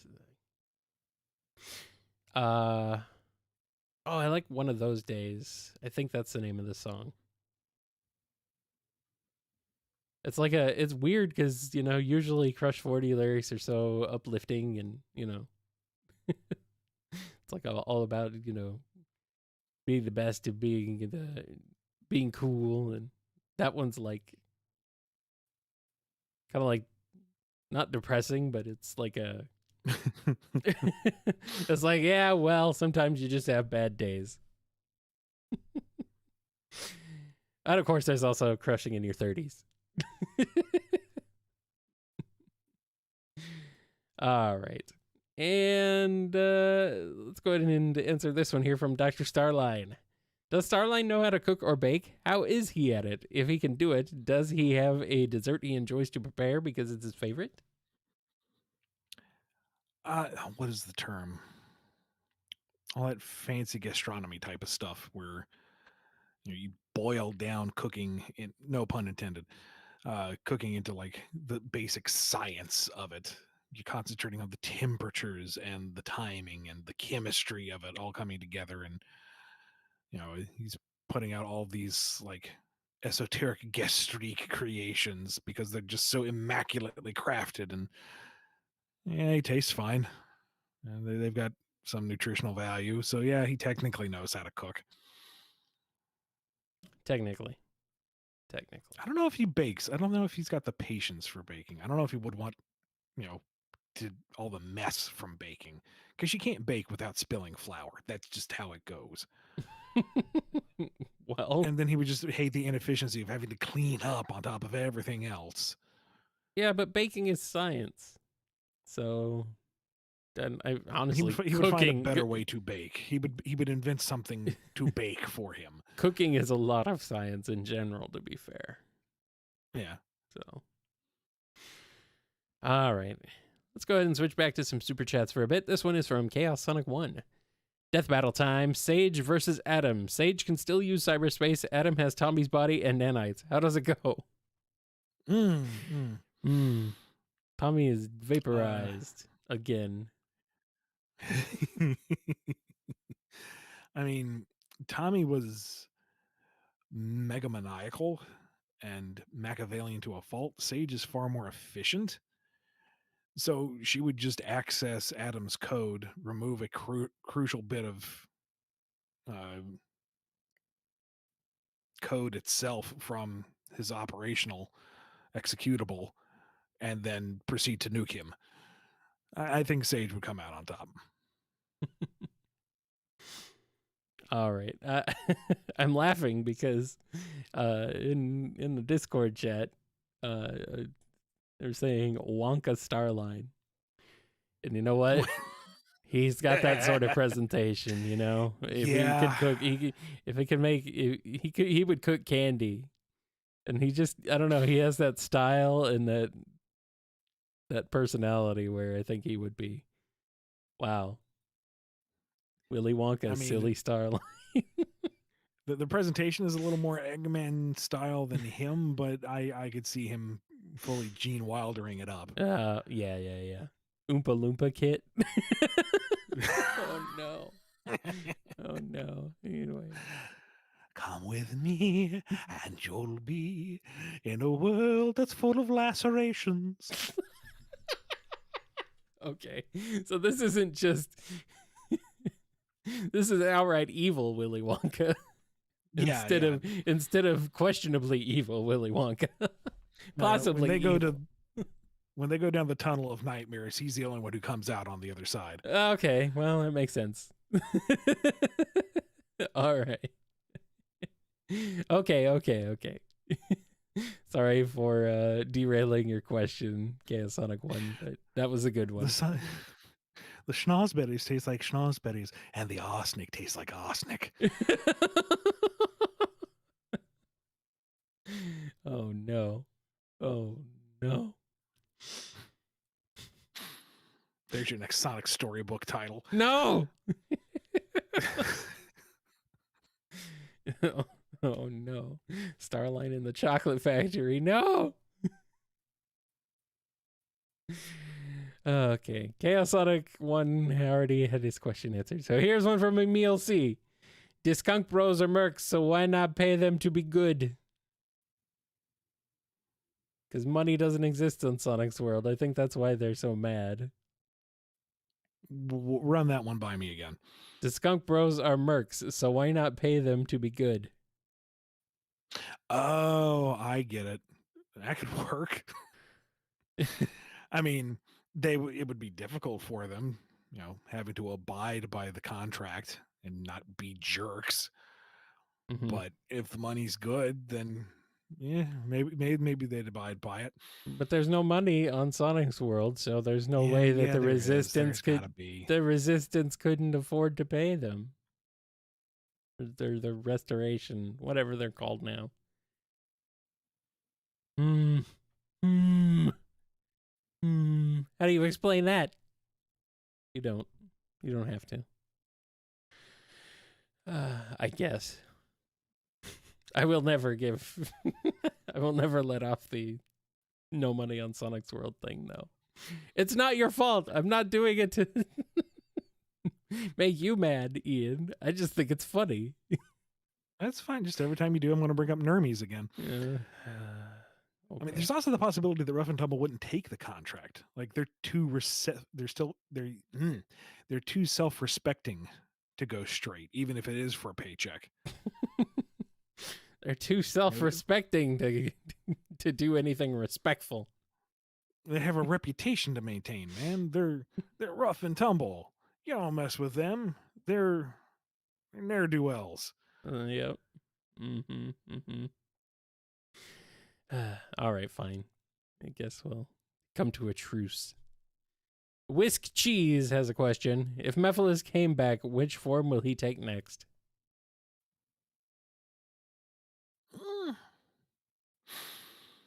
I mean, he took on Shadow's form because he stole Shadow's shape and abilities, ? From his Shadow. So conceivably, if he were to come back somehow through timey-wimey wibbly-bobbly, he could probably take anybody's shape, provided he just stole it. Mm-hmm. Creepy gothic Lolita Amy Mephiles. Don't give anybody any ideas. Maybe it's creepy big. Dead-eyed children of the corn cream. Maybe it's big Mephiles.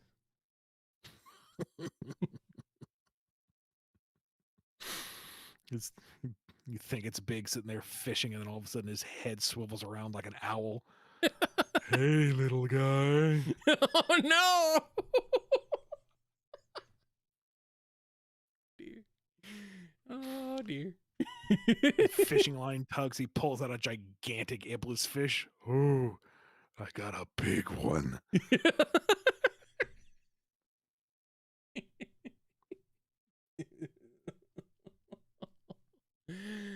Oh, boy. Yeah. I mean, I don't think we could. I don't know if we could survive Mephiles as big. I don't think it would end well. I don't think even Sonic would make it. Wow. Here's one from True Cosmic Digilab 79. How you make in Sonic Plants vs. Zombie Battle for Neighborville, and what would class be like? What would the class be like? Hmm. See, I never played Plants vs. Zombies. I do know it's kind of like a tower defense game Yeah, where kind of. you play as the plants and you're fending off the zombies. Yes. The Battle for So, Neighborville is a spin-off, I think. That's oh, yeah. I think it is. I'm looking it up here. I don't know exactly what the gameplay is of it. Um, third-person shooter. Okay. um, all right. all right. Well, then just give them the Wispons, make it a Sonic Forces tie-in type of thing. Yeah, I know that there's been a couple shooters. Garden Warfare is the other one. That's like a. I think Garden Warfare is like a. What is it? Like a deathmatch online multiplayer shooter. Wow. Yeah. Didn't realize the franchise had diversified so much. But yeah, like, Well, I mean, it's EA. You gotta make all the money somehow. yeah, all right.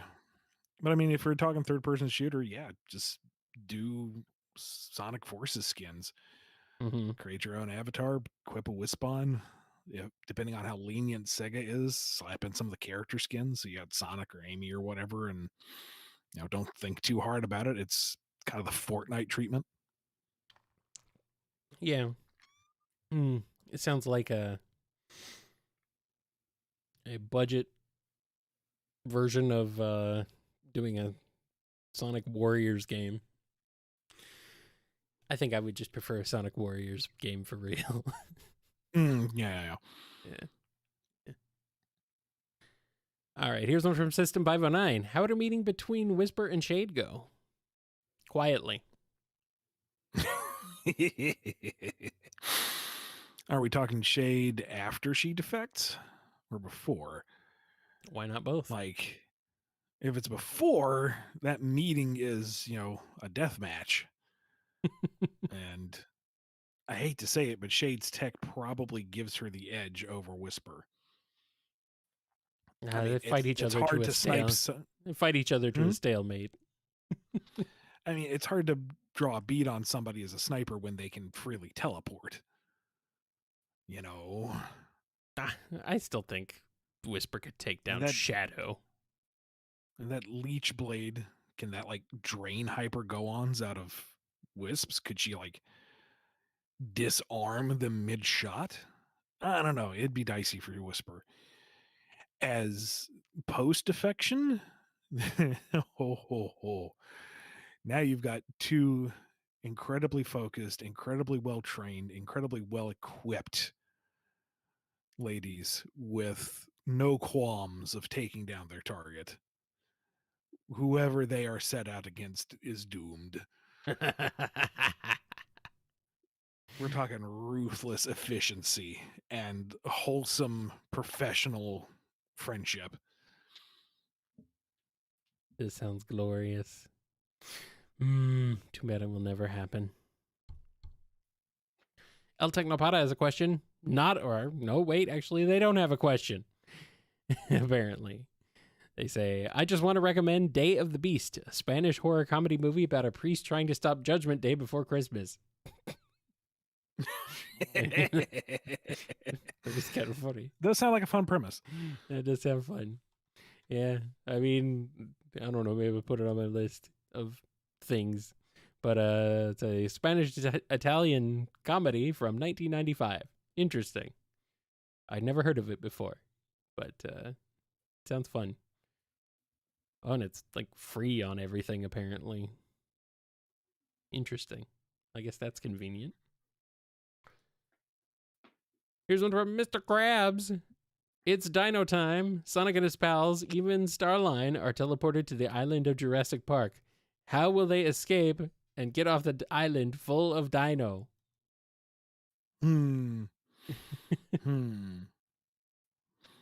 Well, Starline sees it as an opportunity. I mean, Yeah. you can clone dinosaurs. You can affect their genetic makeup to make them even more predatory and dangerous. This is exactly what you need.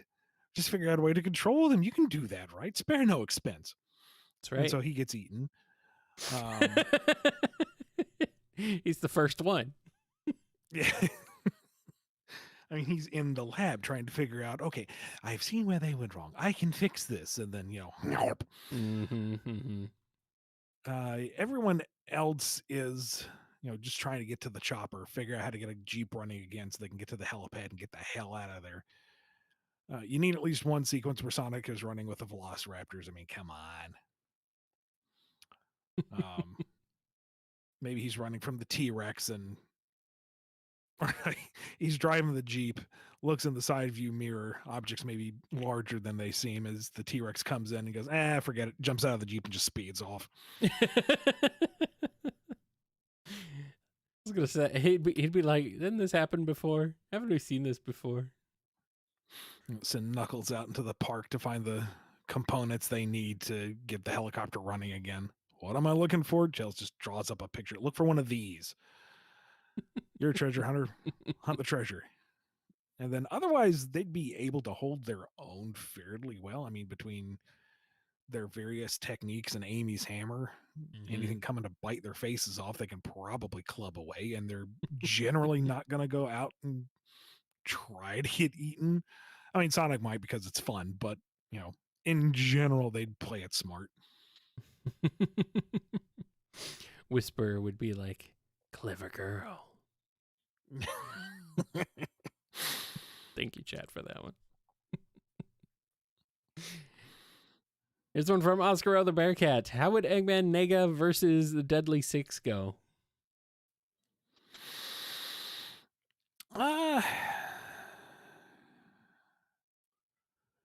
I mean, if he was practical, he'd just blow up Lost Hex, but we know he's not practical. I mean, this is a guy who came back in time with a camera that turns physical objects into pictures. Because that will surely create a heist that will be remembered through the ages. I'm just senile little git, but I'm just gonna say that they finally kill Eggman and Nega for good, so we never have to say his name again. I don't know. Maybe he tries to conquer them directly.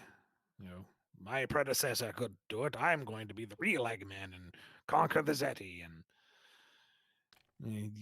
maybe he has electrical coating on whatever tech he's using, but then Zavok, I don't know, purposefully punches himself in the face enough to crack the coating so he can take control again, freeze the others, and then they, each take a piece of the old man as a souvenir. All right. Well, we got 17 super chat questions left, and that's just the ones from before I announced the cutoff. Oh. So let's go ahead and blaze through these a little bit, Ian. Any that we don't get to, I promise we will get to on a future priority episode. So, but yes, thank you for your patience. Thank you for your generosity. Very much appreciated. Yes, absolutely. So, but yeah, just know we only have so much time, guys. So we can't stay here forever. I would like to, but oh well. Here's one from Joe M. The Elder Cocos are a lot bigger than the others. Were they not ancients, or were there giant ancients that they were inside of before they died? I think that it's just a design choice that Cocos like Elder and Hermit were developed after the fact. I don't think there was an ancient walking around with a giant Elder Coco just kind of like rolling around in his beer gut. Why not? That's funnier that way.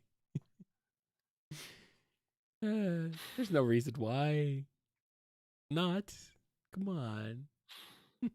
I mean, the ancients were severely decimated by the end, but there were enough left over to establish what Sonic and Friends would find later. Yeah. Here's one from Luke R. Ian, in your head, do you think the ancient Echidna's enemies were human or Mobian? I mean, I know what I would want, but I don't want to pitch a fan idea. Well, good. Smart. I mean, Pachamaka, Pachacomic. big, yeah, big Papa Smacky. He he seemed like a pick a fight with everybody, so it could be Mobians and humans. I mean, he says he needs the Chaos Emeralds to fight their enemies. That could be more than one tribe, more than one civilization. It's true. And we got another one from Chaos Sonic 1. What would have happened if you were allowed to keep M alive, but Adam still had his betrayal? M would have remained his enforcer. Come to think of it, there probably would have been parallels with Sage nowadays. Mm-hmm. You know, dutiful daughter, except, you know, very different visual archetypes here. But I kind of like the idea of M just being this runway model T800 type of thing. Someone who would just, you know, walk up and clothesline Sonic mid spin dash and then proceed to try to stomp his eyes into jelly. You know, someone that can go toe to toe with Sonic in a fist fight that isn't Knuckles. But sadly, it was not to be. All right. Here's one from El Technopada. Also, I want to recommend One Shot and Etienne. I've never heard of them, but maybe we'll check them out at some point. Thank you for your recommendations. All right, here's one from Supersonic Fan. What would happen if Dr. Starline, IDW Eggman's crazy fan, met Mark the Tapir, Boom Sonic's crazy fan? Oh, God. Nothing good, I can assure you. I don't know if you could watch that without safety goggles, considering how toxic it would be. They would just get into an extremely long and pedantic fight over the virtues of their number one fixations. And then Starline would just assume, all right, this pudgy fellow is beyond redemption or salvaging. I'll just eliminate him. And then, curiously, the tapir is far wilier than he expected. And, oh, look, there's actual booby traps. When did he set those up? This is actually unnerving. I'm not safe. Uh-oh. Starline's in trouble. Here's a question from Ethan L. Do you believe Dragon Ball Super Black Arc copied Sonic 06? Nah. Dystopian futures are a dime a dozen. And Zamatsu and Goku Black are... I guess I can see where you're drawing parallels with like Mephiles and all that, but I feel like they're different enough. And, you know, fair is fair. Silver was based off of Trunks. Let's be honest here. So even if the Goku Black arc was borrowing ideas from 06, I feel like they've earned that. All right, here's one from Luke R. Ian, would you ever kill off a Sonic IDW hero? Maybe. If it was good for the story. If it was the end of their arc. Please don't hashtag knowing smile this. I mean, that's one of the many reasons Starline met his end was to establish that, you know, the OCs are not sacred. Nothing is sacred or safe in that regard. If the story calls for it, yeah, we'll tie a bow on somebody. Yeah. I'm worried for Belle and Whisper though. Don't do it, man. Don't do it. Here's one from Kid Ridged. How would the cast fare in the Yakuza universe? Would they get into the wackiness of the side stories? Would the younger side of the cast be a part of Kiryu's orphanage? How would Sonic get along with Kiryu or Ichiban? I am so sorry. I don't know anything about the Yakuza series, short of that it seems to be generally excellent in every installment and everyone loves it.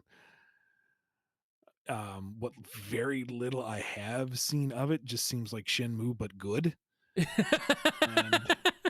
Oh boy, some Shenmue fans. Oh, some Shenmue fans coming out of the Look. woodwork. Look.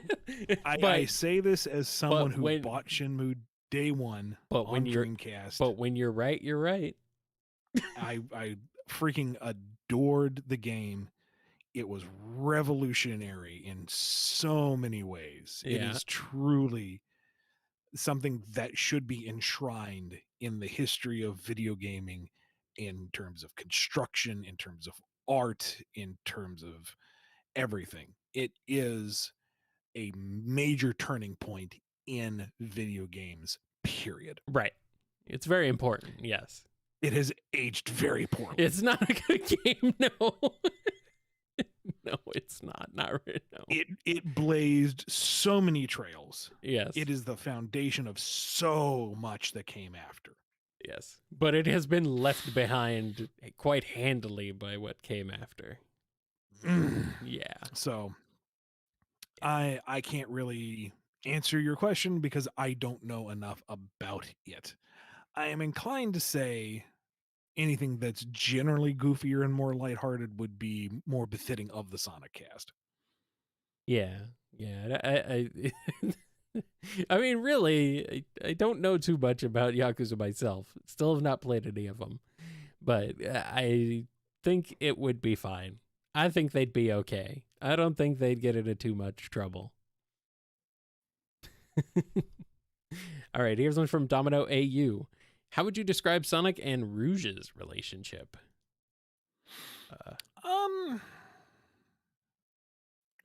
Friendly enough, slightly competitive, maybe not competitive. I don't want to say antagonistic because that's too negative a trait, but I feel like they both know that they don't adhere to the same kind of moral standard, but they're not going to get in each other's way. That like they don't pass judgment on each other. It's just kind of like they know that eventually they're probably going to have to cross paths and be on opposite sides of a fight. And you know what? They look forward to that. That's going to be kind of fun. Mm-hmm. And that level of mutual respect in terms of skill and ideology has a little bit of flirtatiousness to it, but I think that's purely surface level, another degree of confrontation. If they can say something to get the other one flustered, haha, they got a hit in. Or, she kicks him in the head and it's like, haha, that was a good hit. And then he kicks her in the head and she's like, hey, that was a good hit. And I don't know, maybe it's mutual respect is the best way to boil it down. All right, here's one from James the Redneck. Here's a crossover that will never happen, so go crazy. Sonic the Hedgehog and Scooby-Doo crossover. What happens, and will this be a Boom episode? I mean, it is a Boom episode. This is probably maybe a little more likely than you'd think. I mean, at this rate.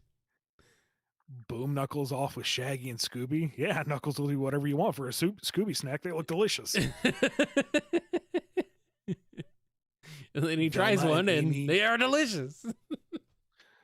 Velma and Amy just losing their patience with the rest of the antics the entire time. Mm-hmm. Fred says, hey, gang, let's split up and look for clues. And Sonic goes, sure. Okay, I'm back. There's no clues.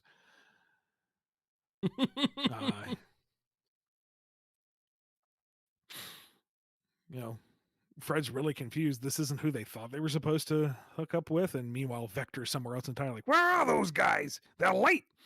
Uh-oh. Wow.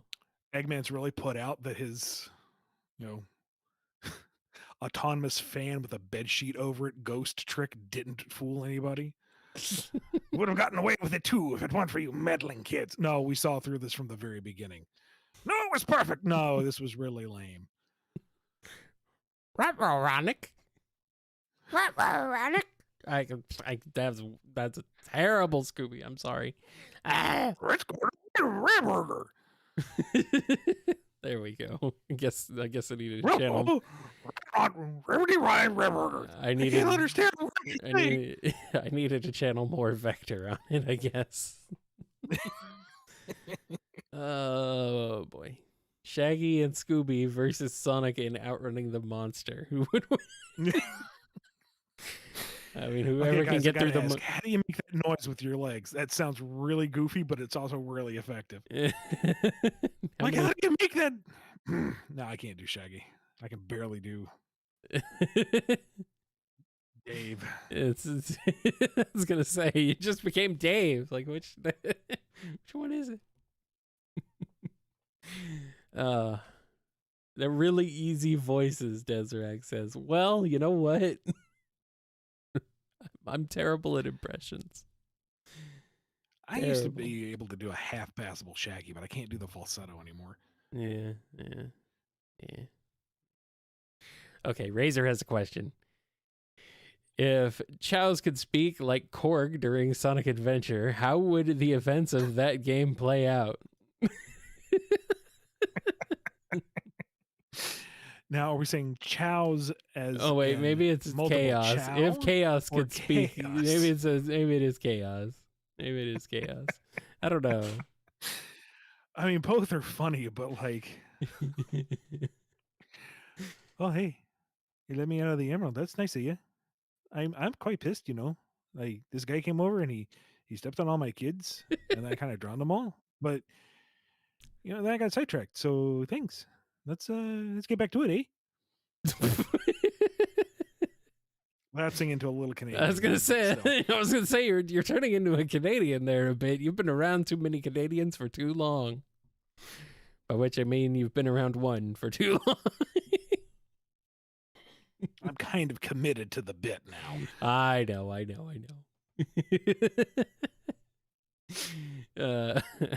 Is it a bit? I didn't know it was a bit. I thought it was real.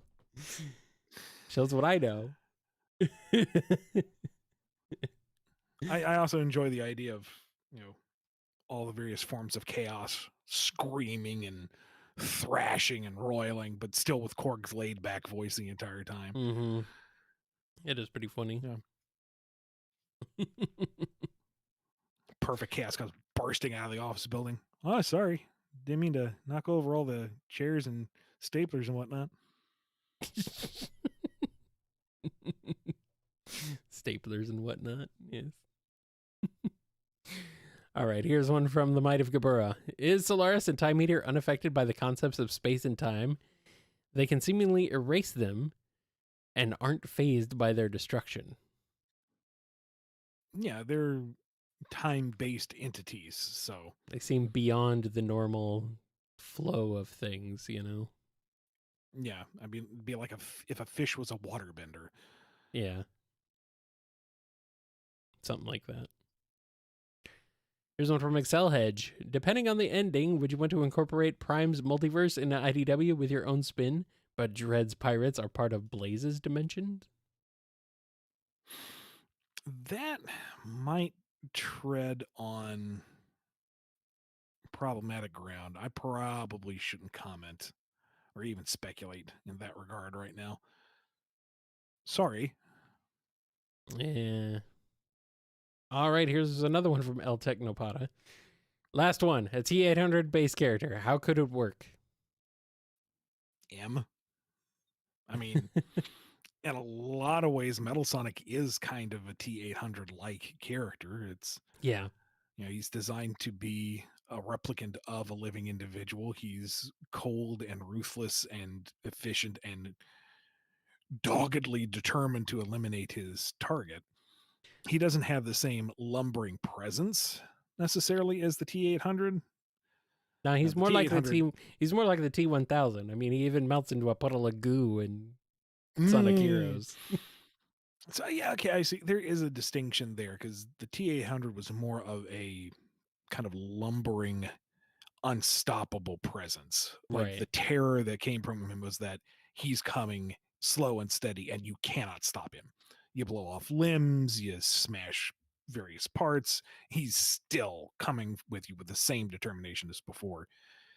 Whereas Metal Sonic is much more sleek and efficient. That's like a cruise missile with an attitude. That's a different type of scary. Yeah.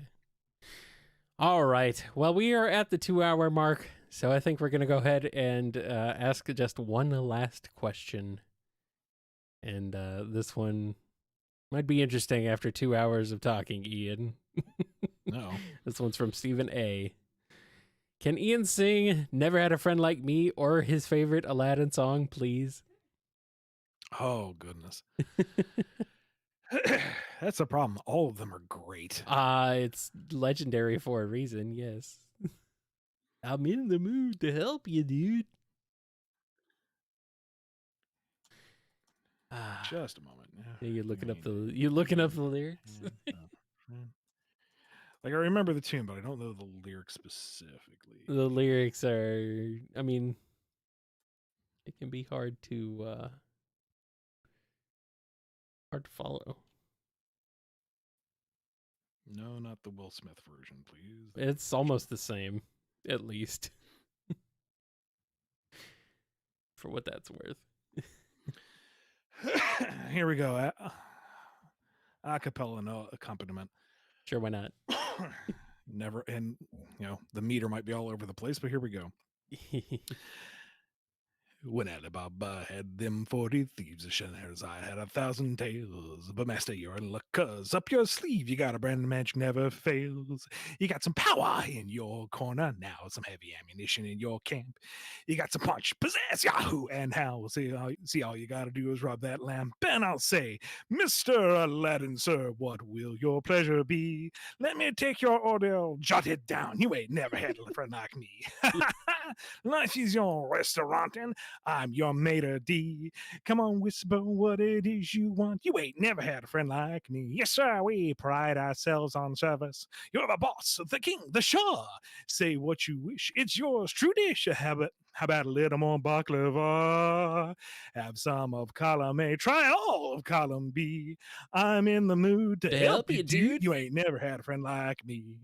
What and why? Oh my! What and why? No. What and why? My! Oh, can your friends do this? Bum bum bum bum. Can your friends do that? Bum bum bum bum bum. Can your friends pull this deep out a little hat? Can your friends go poof? Well, now look here. Your friends go abracadabra, let her rip, and then I make a sucker disappear. So don't you sit there, slack jaw, boogie-eyed. I'm here to answer all your midday prayers. You got me bona fide certified. You got a genie for your charged affairs. I got some power. I got a powerful urge to help you out. So what you wish, I really want to know. You got a list that's 3 miles long, no doubt. But all you got to do is rub like so. Hey-oh, Mr. Aladdin, sir, have a wish or 2 or 3. I'm on the job, you big name Bob. You ain't never had a friend, never had a friend. You ain't never had a friend, never had a friend. You ain't never had a friend like me. You ain't never had a friend like me. Congratulations. Thank you, Ian. Thank you. I think that's one hell of a way to end out this stream. That's a good one. Thank you very much. That was fun. That was great. Now that your voice is thoroughly destroyed, we're done. We're going to call it here. Thank you, everyone, for asking your questions. Thank you very much for all the super chats and support. Big thank you to Professor Rye and Jennifer R. for managing all that, as always. Yes. Thank you, Kyle, for asking and managing, as always. And we will see you Monday as we get right back into it with more BumbleKast. That's right. We got another stuffed week packed to the gills. So, all right, let's go ahead and get out of here. Leave. Go. We're done. Yep. Be good to yourselves. Be good to each other. We'll see you next time. See ya in the next month and beyond. Ooh. I don't know what I'm doing.